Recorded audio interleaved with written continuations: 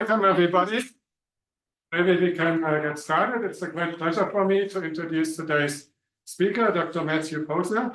He's Technology and Business Development Director at External Networks, which is a Montreal startup developing optical connectivity solutions for applications in space and data centers. And before that, he was Director of Workforce and Photonics Education at Optonique, which is the optics and photonics industry cluster in Quebec in Canada, and also a process scientist at Socialism Technologies, specializing in diffusion, oxidation, and chemical vapor deposition in silicon devices. He obtained his master's in engineering and electronics engineering from the University of Southampton in 2013, and a PhD in optoelectronics, PhD from the Optoelectronics Research Center also at the University of Southampton in 2017.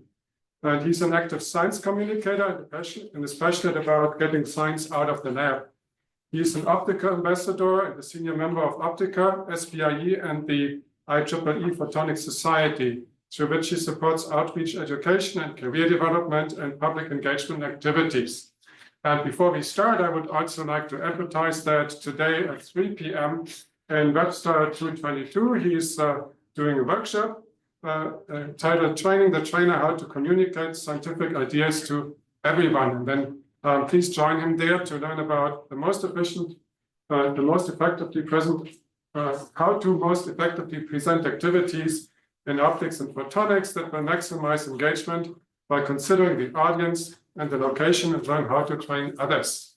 And I would also like to take this opportunity to thank Lauren McDermott, who has taken the lead in organizing his visit here. So please welcome them.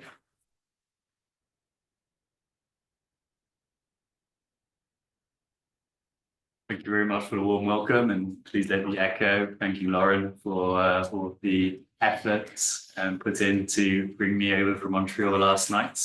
Nice to see woman in the morning this morning when I woke up and see the colors that we have here. So thank you for the warm welcome, and we'll be together until 1:10, which is when we'll be finishing for the next class. I do have questions, but please do interrupt me, raise your hands as we go through this thing. I would like to set forward to the conversation and discussion to reflect some of the lessons learned in career development, through technical development, pedagogy, education and training, and some of the other facets that I've been able to develop as a scientist and entrepreneur.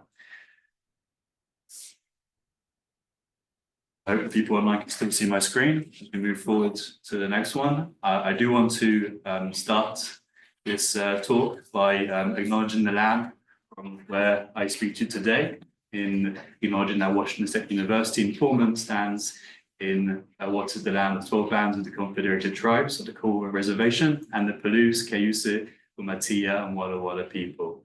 In my network, many people, including myself, are settlers, immigrants, and some are descendants of those forcibly brought to this land. And I think it is our collective responsibility to recognize and take a moment to, as part of our continuing education, to be aware of where we speak today. And in coming here today, I also learned that the state of Washington is also home to 37 federally recognized tribes that historically shared this space in their traditional homelands.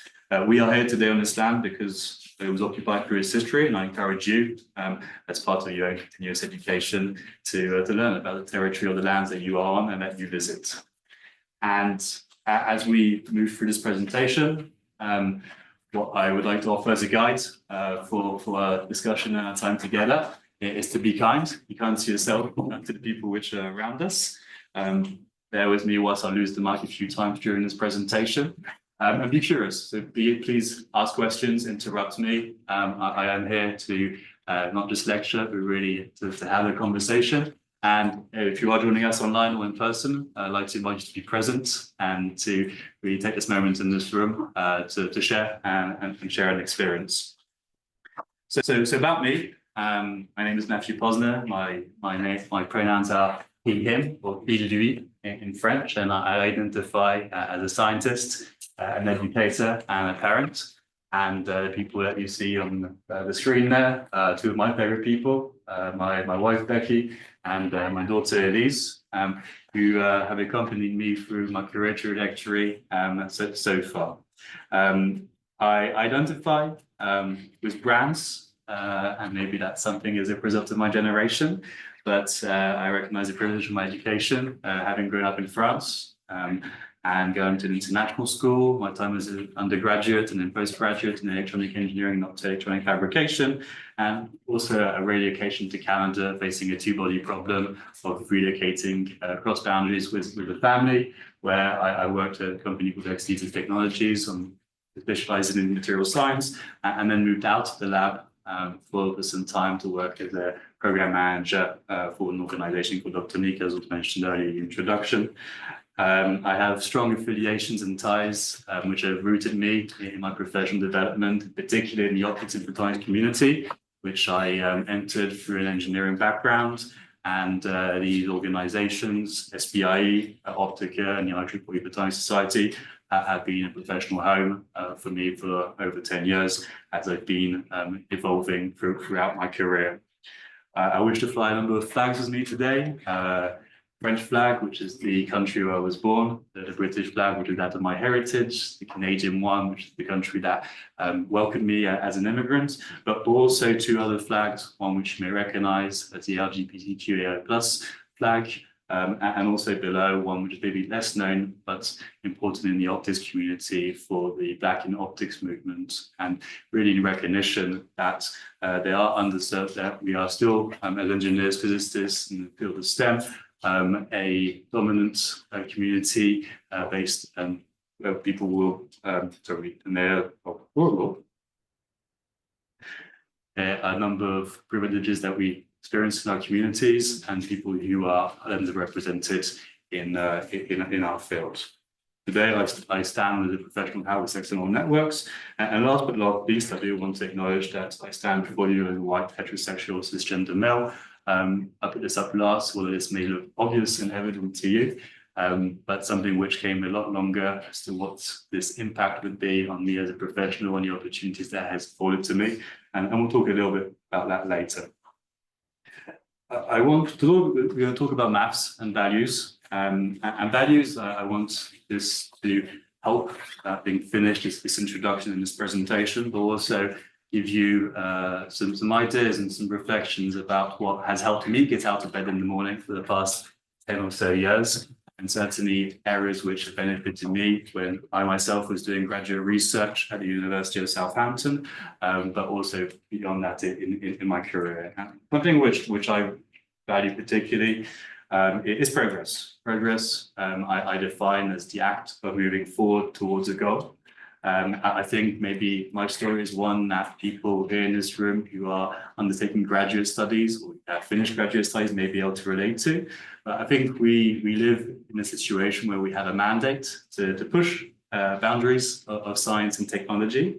And our task maybe is to tell people about it. And one of those areas may be as a thesis or dissertation, which will be an end product. And typically the action towards getting to there is work hard.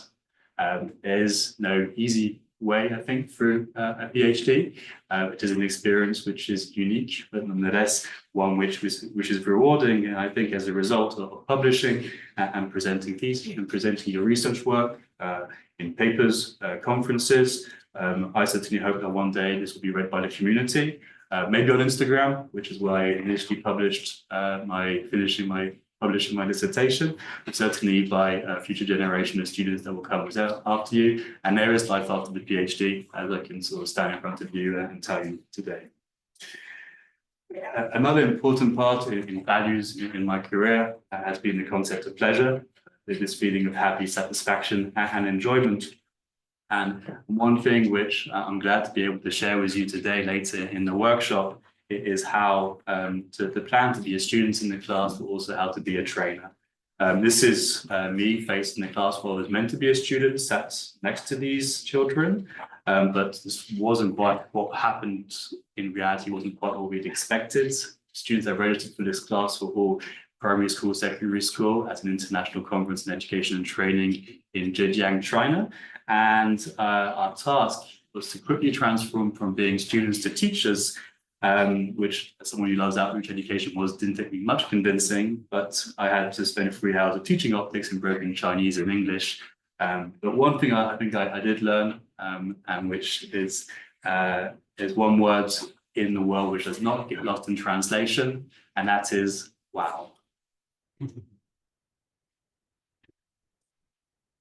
And last but not least, I sort of a keen advocate and supporter of collaboration. Collaboration in definition of the action of working with someone to produce or create something.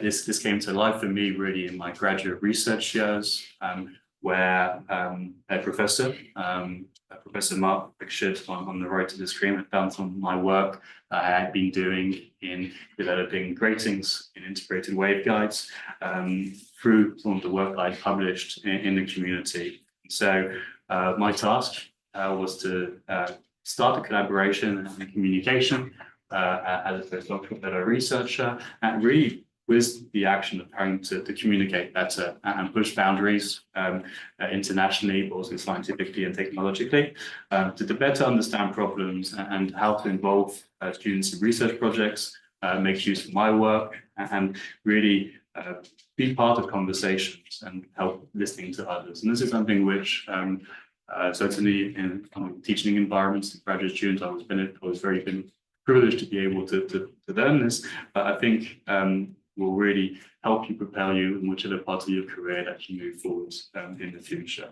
And so I kind of take this moment to acknowledge these values as being core to help me navigate through a varied career. A lot more has been said on career development, and I could spend a whole hour more to talk about this, but I think I would like to refer you to two books which have had a resounding impact on my own career. And really it's about developing these concepts of values, but also other ideas around mission statements, vision. I think really for you to have an opportunity in the literature to look at these different areas, it really is important to be able to access coaching, mentoring, and perspective, which will ultimately help you in the next steps in 6 months, 12 months, 3 years, 5 years, and find a way to move in a career moving forward. So Hannah Roberts has a wonderful book called International Careers for STEM Women. This is intended for STEM women, but I think the messages, having read it, are very translatable for STEM men, and certainly should not be discarded based on the gender they identify with. Another close colleague is David Giltner, who actually visited Washington State University to provide an lecture on career development as well. This second book of his, It's a Game of Formula, also provides a number of perspectives on how to succeed in career transitions which go beyond academia and in the private sector, and has very recently also published a third book to be able to look at how scientists really have an impact in the world, in academia, government research labs, non-profits, and other areas as well. So thank you for hearing my very long introduction. I'm going to take a drink of water. Are there any questions so far before we jump into the next phase of the talk?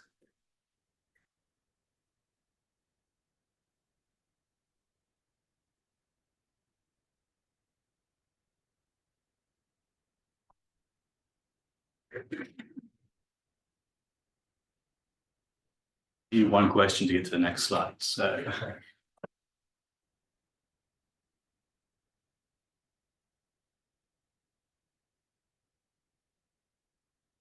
click online.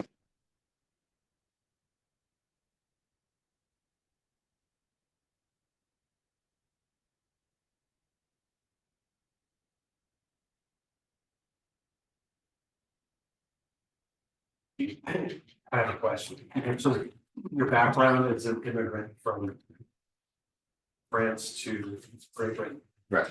How has this affected your career? Thank you. So just in case people online didn't catch that, my background is an immigrant from France to Great Britain, and how has that impacted my career? It's made me acutely aware of what it takes to land in a new place where you don't have a culture. And I have an unusual experience in that I arrived in Great Britain having never lived there. I didn't sound not English, I didn't sound French, but I felt dumb because of not having these social cues, this culture, and a number of different elements which are taken for granted. Once you've lived in a place for a number of years, being exposed to media, TV, music, and I realized going into the city which that I was lost and did not have any basic. So this helped me certainly in my second immigration step, moving to Montreal, of being able to accept that. But I think the empathy that's developed with people who move cities, who move states, who move countries, I think that's a very real part of career prospects in STEM today. And I wish I knew I wasn't alone at the time, but you are not alone in doing that areas. And certainly in the following up of future moves, professional associations, alumni networks have been important for me to hit the ground running in moving forward. So thank you for the question.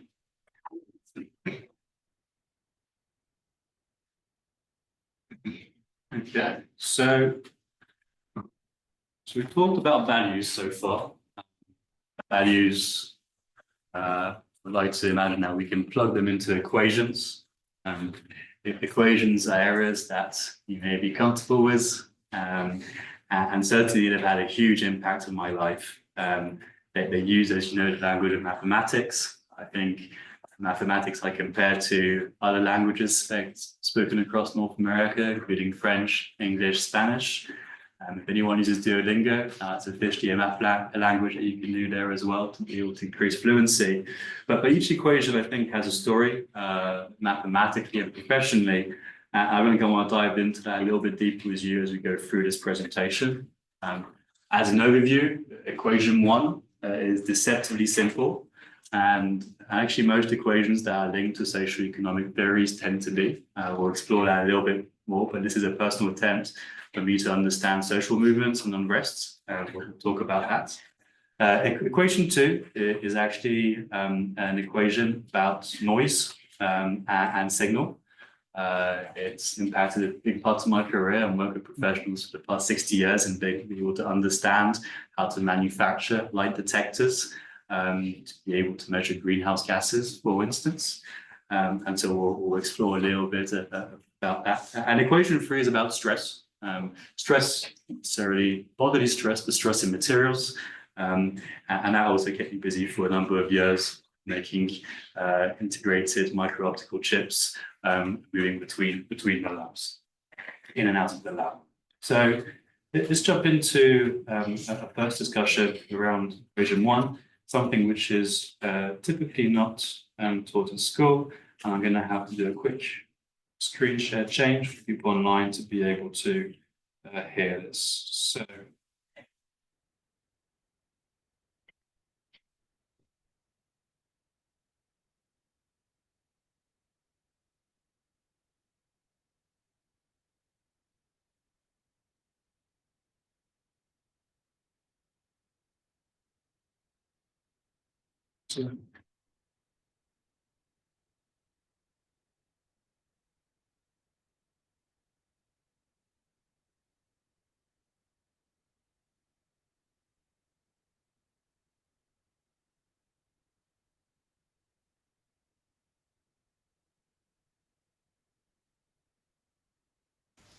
I imagine a hypothetical line of social justice, a hypothetical line, an imaginary line of social justice that is parallel to the floor, also parallel to the earth.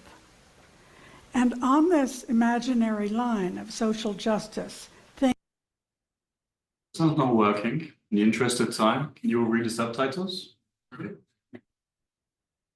Okay. Stick to the things subtitles. feel fair. Below it, one can be pushed down either as a member of a group or an individual through bullying, teasing, being stereotyped, having prejudices against one or one's group, being a survivor of genocide, being a scapegoat, being a discarded person.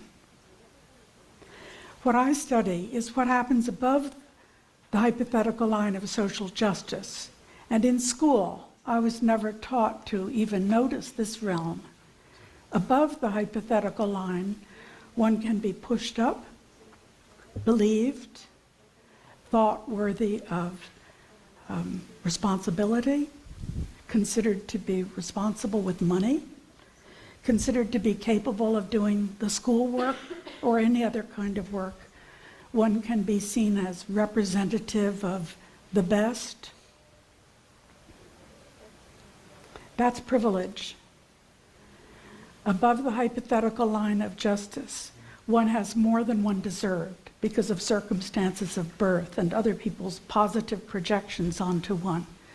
And below it is disadvantage. That is unearned disadvantage. And I believe everybody in this room has a combination of both experiences. Having more than we actually earned and having less than we actually earned.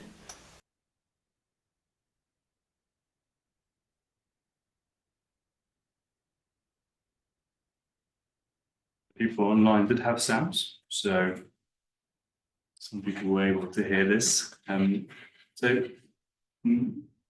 Really starting this as an invitation to join me on the journey in 2021.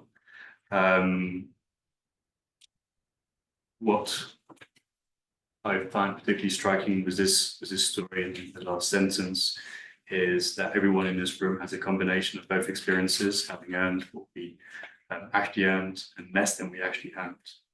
And at the start of this presentation, I positioned myself as a white heterosexual cisgender man, and I was never formally taught in school that I had more than I earned. And so I'm humbly sharing these perspectives, which I think affect us as scientists, engineers, and professionals in the community.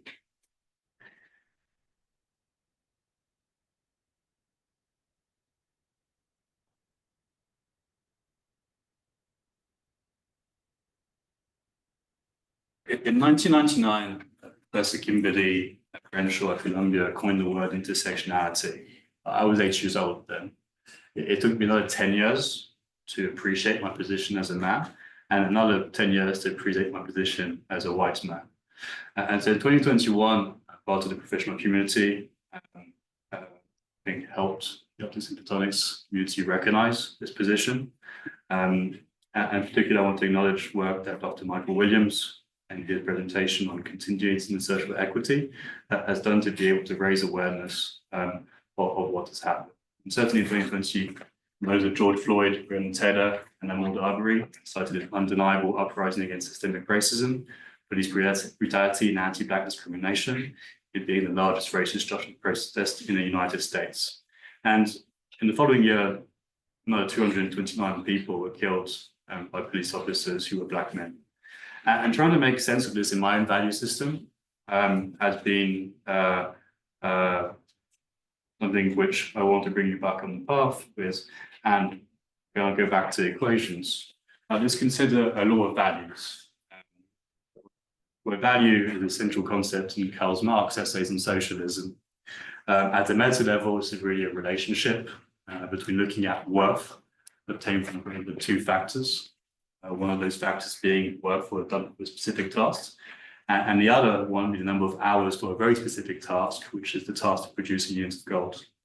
So this postulated in this equation, V equals Lm, value that L is fixed, L is life, which is the gold standard, and the value then of V is inversely proportional to M. And we'll see that M is matter. Okay, so as M goes up, V goes down. And what I'm saying is that we have to do many more hours of work of N to maintain life. And really, there's a low worth of B, which in our society today is an energy towards black. So how do we address the value of black lives to this imaginary line? That's Professor Peggy mentioned earlier for social justice. I think there's a lot of work to do. And ultimately, we as a community, as a profession, want to get to a position where my daughter's generation will have to do less work to make Black Lives Matter. Because Black Lives Matter, and this needs fixing now. And I think we have the power to fix this. I warned you that socioeconomic equations can look deceptively simple, and even though next equations may look uncomfortable, I guarantee you'll feel a lot better about them. I didn't necessarily invent them. My path and encounters, my environment, helped me understand and domesticate them in my profession and my work. And I want to bring this to you now. So we're going to talk about detectors now, moving into the realm of technology. I'm hoping that people online will be able to see this. And I regret we might be having a sound problem again for people in the room. Hoping that will be The International Space Station, or ISS, is sporting a new light fixture. The Global Ecosystem Dynamics Investigation, or JEDI, will beam down laser light on Earth from the orbiting laboratory to reveal more about our environment and how it is changing. NASA's JEDI sends laser pulses into tree canopies and precisely measures the light reflected back. The timing and intensity of light that bounces back to JEDI's telescope will reveal the height and density of trees and vegetation, and the vertical arrangement of the leaves and branches within the overall canopy. Dr. Ralph Dabaya, JEDI Principal Investigator at the University of Maryland, says, "This instrument will map forests in high resolution and 3 dimensions, revolutionizing the way researchers monitor them." Forested areas are an important part of our planet. Not only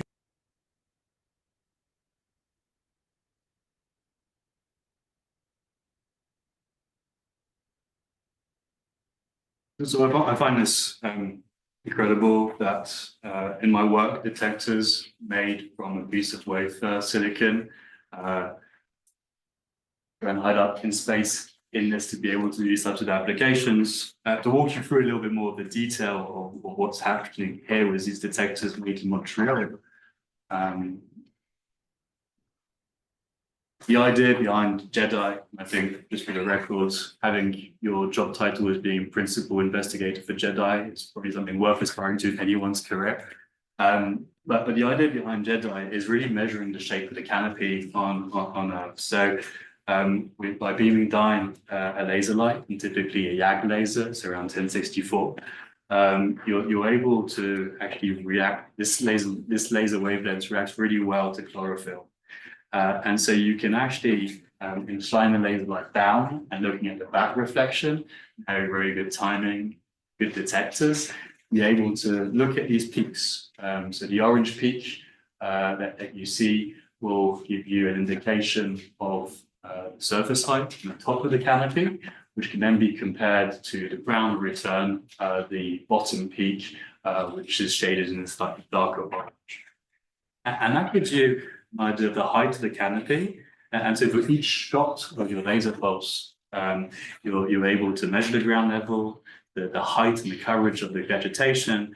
And this canopy density is actually a direct model into predicting the volume of biomass captured CO2 around the Earth. And a number of work had been done to be able to really then monitor these seasonal changes and how CO2 is being retained in the Earth's canopy. So this equation in Montreal, that was developed in Montreal in 1966 by Robert McIntyre in a paper about the multiplication noise in uniform avalanche diodes, really still governs today the technology of noise in photonic detectors. So I'm going to take a little bit of time to sort of walk you through some of these equations, but what you need to think of the detector, and in particular an avalanche photodetector, It's a bit like a high-pi audio system where you're trying to really amplify signals within the detector. And this FE that you have here is this concept of excess noise factor. And the important parameter here, this K effective, this K factor, is this excess noise, which is created from ionization of electrons and holes during injection. We're linking this to the value of ME, which is gain. And this equation really defined in the slide will allow you to model a detector component as a function of wavelength for different physical structures that you can create. So where I was actually working in fabrication and manufacturing and designing was really on this leftmost picture, understanding how we would create these materials, how we would create these structures, how would we actually be able to measure these as well. And when you work in this disciplinary R&D team, we would then be able to look at the optical responses and based on this equation, go back and model these equations and look at the importance of this K factor. So what I'm saying here is this equation developed over 60 years ago has kept on driving a number of science and engineering work to be able to keep investigating new applications. And something which this equation doesn't show is really the people and the skills help bring these equations to life. And in our field of science, technology, engineering, and mathematics, it will be those people that you work with in roles. List a few different roles that, for me, as a background in materials and engineering scientists, were opportunities in process, both on the science side and the engineering side, but also in the R&D, both again on the spectrum of scientists and being engineering. But if I look at these people at the experience, my own experiences, when you're developing in modeling, in materials, in photonics and semiconductors, makes you very employable and of interest in that future career which you may be interested in doing. Can I just get a show of hands of who feels they have expertise in any of these four subcategories of skills? Show of hands.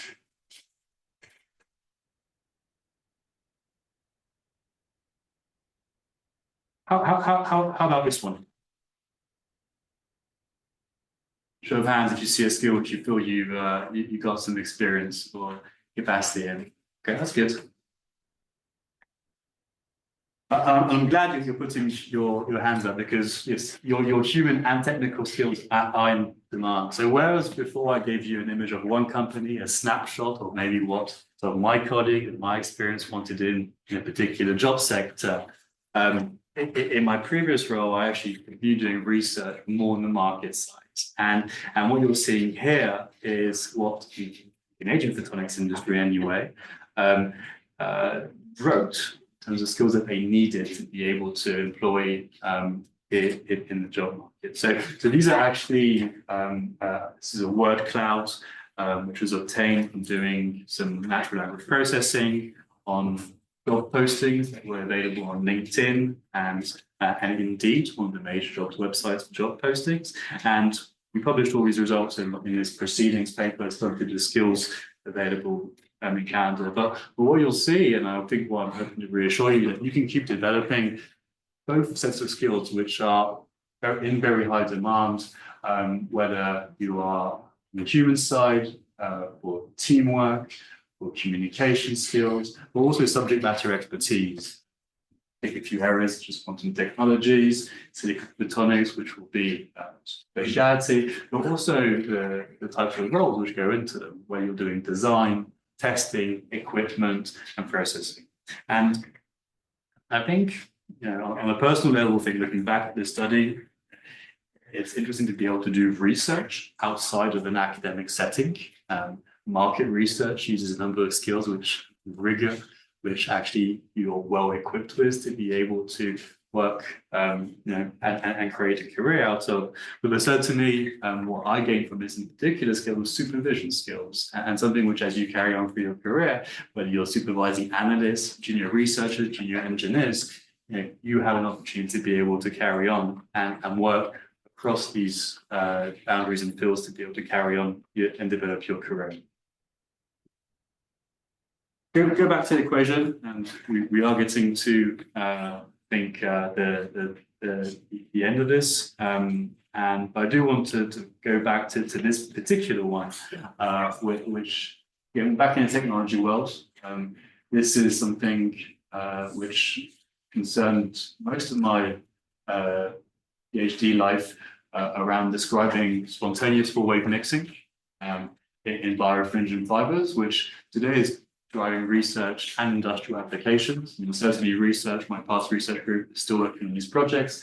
I know of at least 2 quantum startups in the US, which are using this equation from 2009 to be able to manufacture products which go out to the light, which are being prototyped at the minute. So we're the core of that work and research that I did was based on waveguides. Waveguides, in case you're not familiar with them, typically would have a silicon substrate, some level of cladding and core, and these properties will be different to be able to help guide lights. And a lot of the work that's I'm going to sort of talk to you about in the next slide is how do we get these ideas concepts outside of the light, but also back into the lab as well.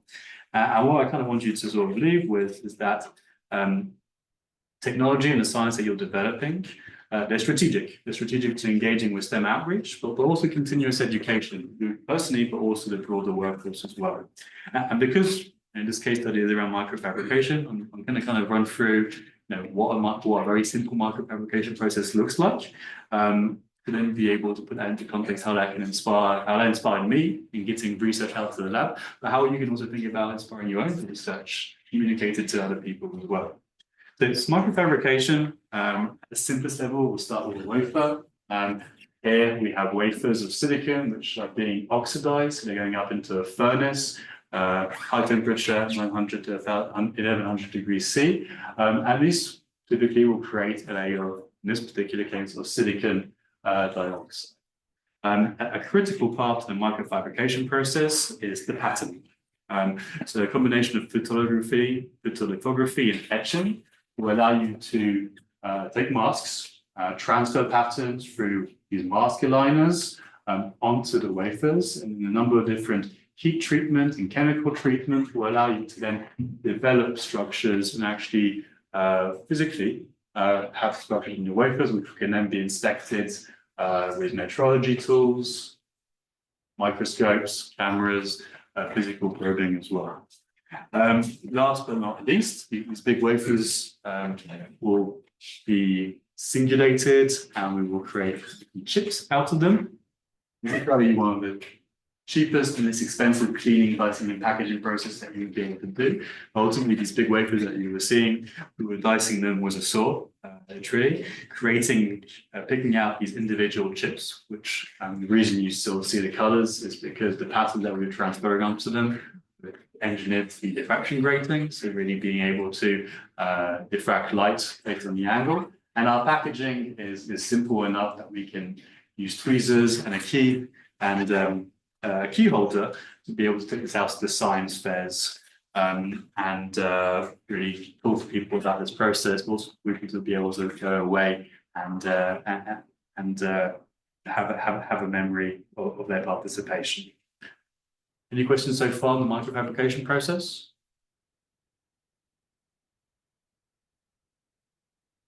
I'm going to change gears because remember, we're talking about microfabrication as an inspiration, the technology, using your expertise to be able to get your science and research out of the lab. Okay. I kind of want you to think about, well, you're going to do this. Why should you care? What's the impact? And how can you show it's worth your time and everyone's efforts to be able to do that? And my proposition is to say that solid pedagogy and evaluation frameworks will help you make this effort more effective as an individual, but also in the organization that you are part with. There are models for this. There's a number of papers, and I referred to some of my previous published works at conferences, but this is roughly based around a historical model called the Fitzpatrick model, developed in the early 50s to be able to help production line workers get more familiar with their tasks and evaluate the impact of training which was happening. And there's a couple of critical things with these models. I mean, we're looking to measure reactions, knowledge change, behavioral change, as well as business objectives. I think these can really be part of any type of business, not just a private company. But what's key is to be able to baseline. I think like in any good scientific experiment, where are you starting from? What's the intervention? Where are you going to? It is really a critical part to be able to measure the impact of the work that you're doing. And this can be looked at different levels. At the reaction level, asking what expectations, when he's met, what are your learning objectives, how do you plan to apply what you learn, and how will this enable you ultimately to do your job better. And so the next few slides are going to be tools, ways that you can kind of think about implementing these as well, and some case studies and examples to be able to talk about that as well. But I find quizzes generally are versatile. The idea of being able to question and hear a response is important to collect qualitative and quantitative data to evaluate your programs. I think what's probably key in this work though is to define your objectives, be really smart in terms of the acronym of being specific, measurable, actionable, relevant, and timely, to be able to understand what can you reasonably achieve. So I did a lot of outreach with kindergartens. When I started, I was asked, well, how do I know someone who's doing an optics average experiment at the age of 3 will start a PhD in optoelectronics 20 years later? That is not a smart question, arguably. And so being able to ask the right questions to get the right level of responses is something which takes a conscious level of reflection and thought. We'll come back to that a little bit more, but the methods include quizzes, questions, written feedback, open questions, and scales, and the implementations can vary. We have tools in paper, we have tools with online quizzes, and I think it really comes down to how much time, how much access do you have to individuals to be able to interact with, and be able to considering those practical elements to reach your audience. So one very quick one, for instance, is using cats. This is a tri-state cat, so not a mill one, but one in three simultaneous states, 3 individual ones.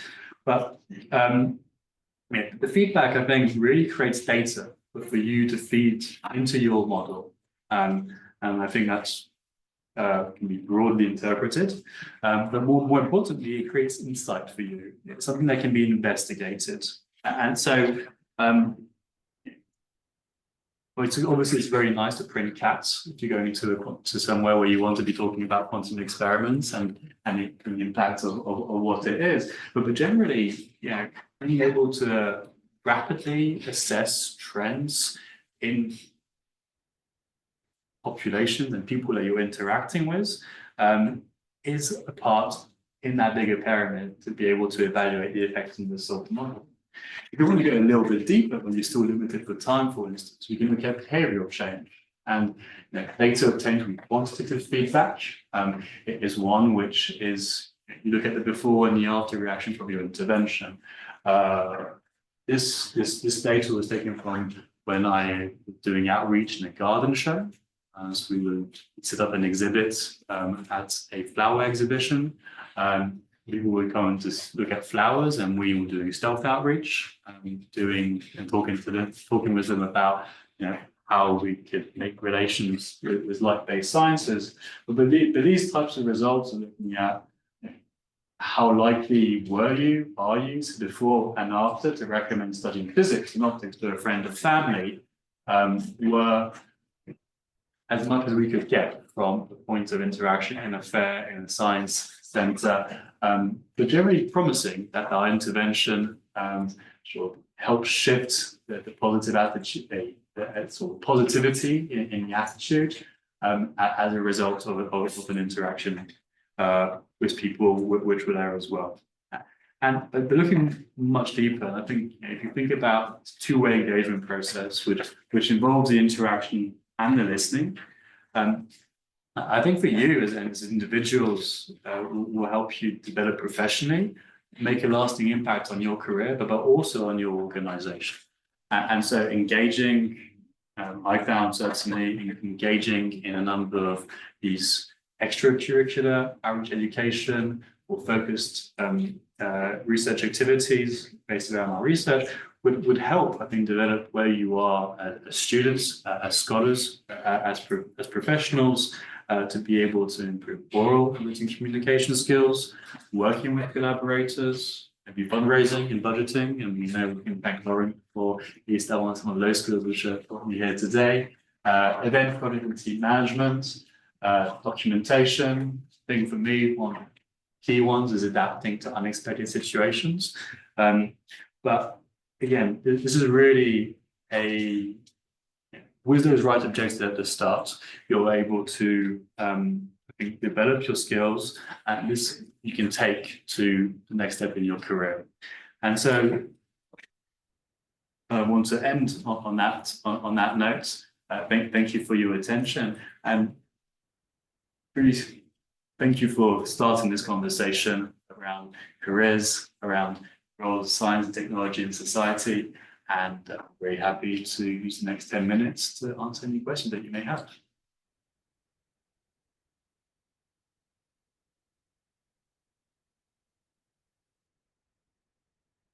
All right. If you could repeat the questions, the people on Zoom will appreciate that. Time for questions.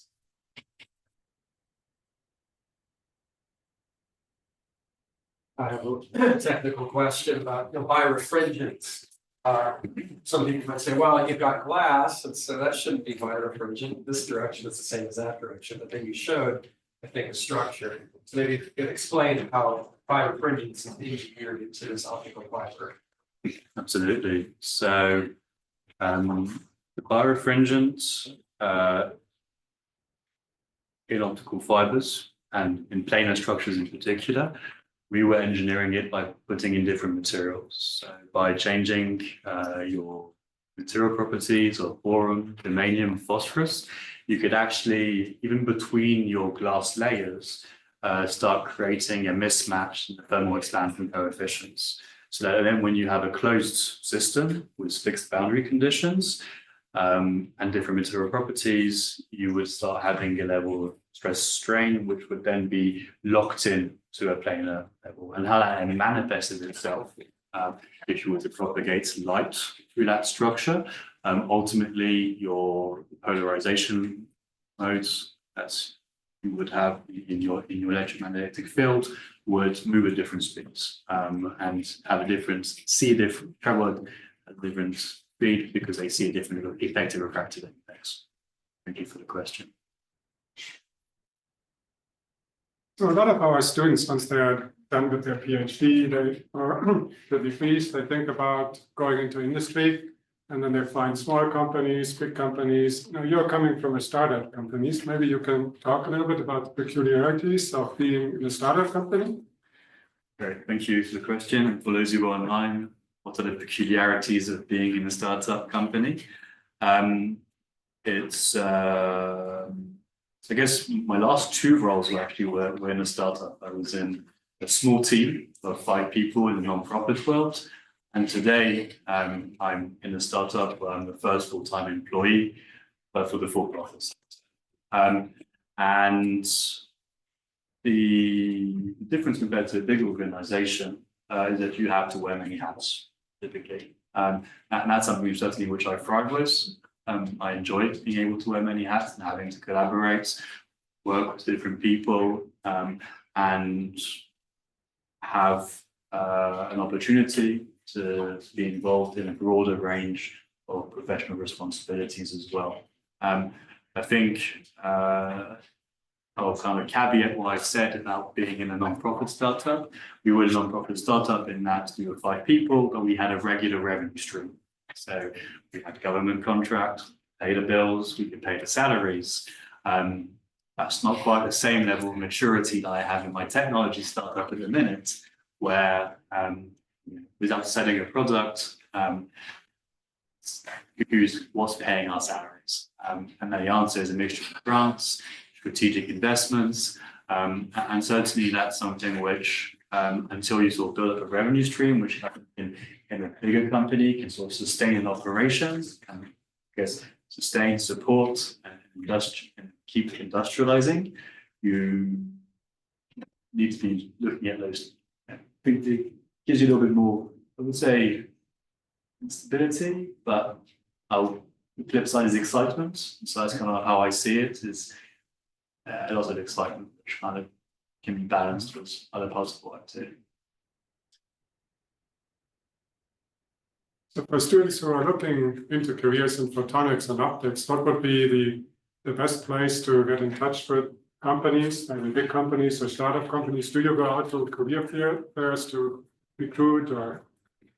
I think especially the graduates, hands up, masters and PhDs in this room. Great, just great. So that's I'll just answer that one. So the question was from people online: what advice would I give to people? In this room, we have masters and PhD students who want a job in the industry in optics and photonics. Find people who have problems, because that's what you're good at, is solving those problems. It may not have that job description just yet. I think the job descriptions are very important to be able to learn the language you're looking for. And when we show that worked out, we can see a lot of common language which happens across organizations. But that can only get you so far in understanding what value you can bring to the organization. Typically, a job is created because someone needs to fix a problem.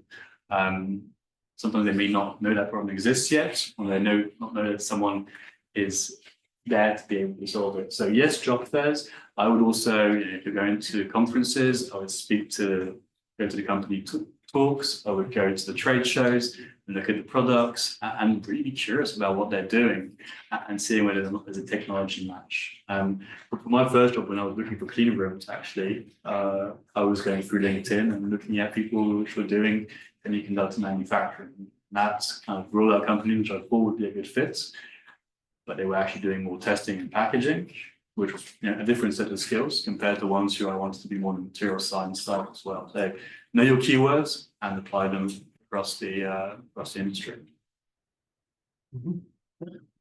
Another question, from where you are from the science and industry perspective, what do you see as the limitations of optics and physics of optics and photonics being integrated into silicon photonics and the integration of silicon photonics with electronics?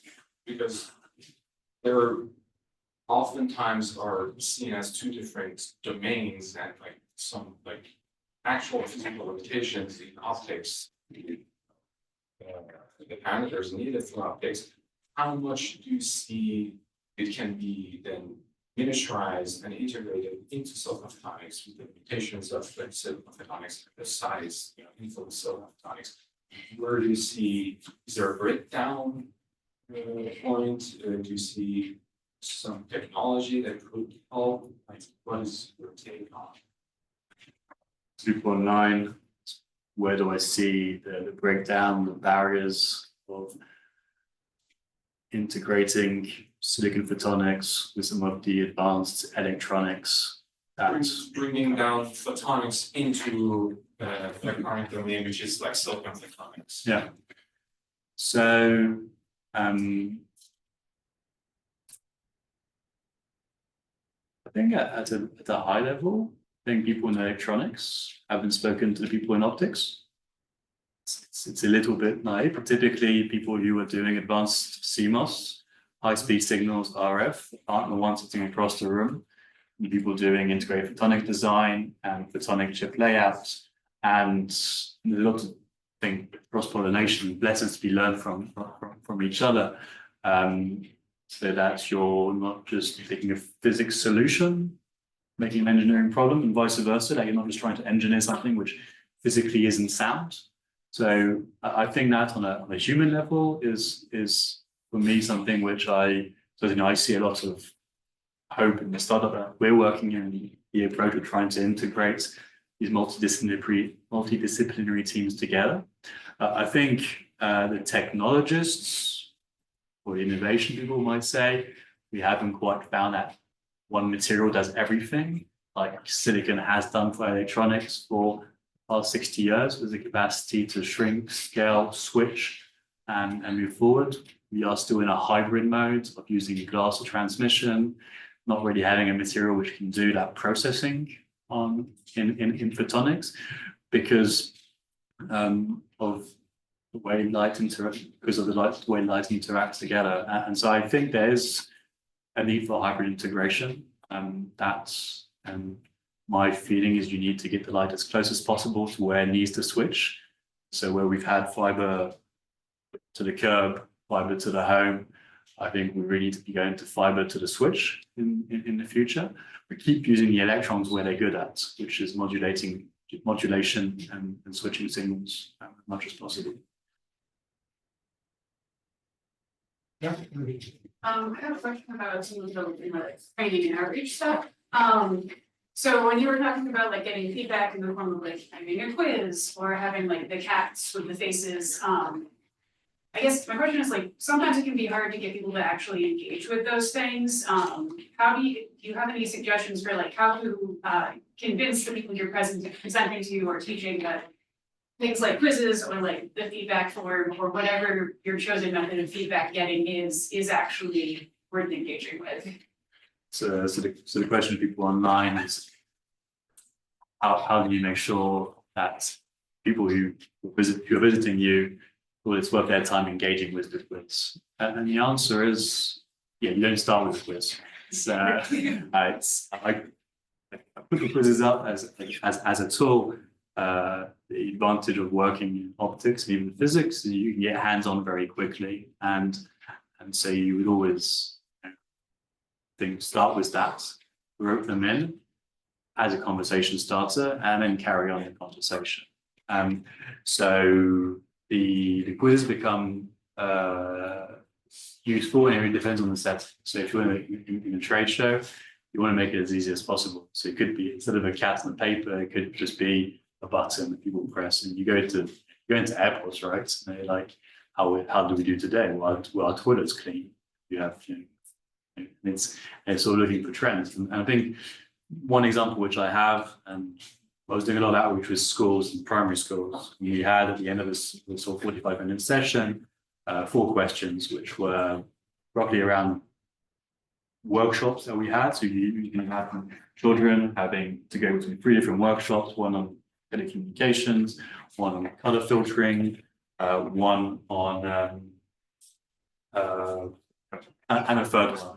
And what we were seeing we had questions on what they were doing on each of those stations. And one thing that after 3 or 4 sessions, people were consistently getting wrong was, what are the primary colors of lights? Red, green, and blue. But the yellow was still coming out systematically. And no matter how many people demonstrators were on the table, changing the demonstrators, changing the time, changing the order, changing the groups, we were just blocked and always getting that wrong answer. And we could tell them, but we actually had to change the experiment. We had to look at getting that wow moment, or that aha moment, and instead of showing 3 lights, RGB, and saying these are the primary colors of lights, we actually started by showing them a white light source, what they thought was a white light source, okay, which was actually those 3 lights in a box, which would then, and they would look through the slit, and they would see a white light, then we would open the box, and they would see these 3 different color light sources. So it was really having to change how we engaged them so that they could live that aha moment. And that was more important than getting the question right, so to say. But the question was helpful for us to then be able not to say, oh, we have a 95% pass rates, but this was a problem in how we designed the experiment, and that we needed to address and improve our program. So with this, I think we have to stop here for the next class. Remember that if you want to engage more with that, you can actually come to the event at 3 o'clock, right? 3 o'clock in room 222. Thank you.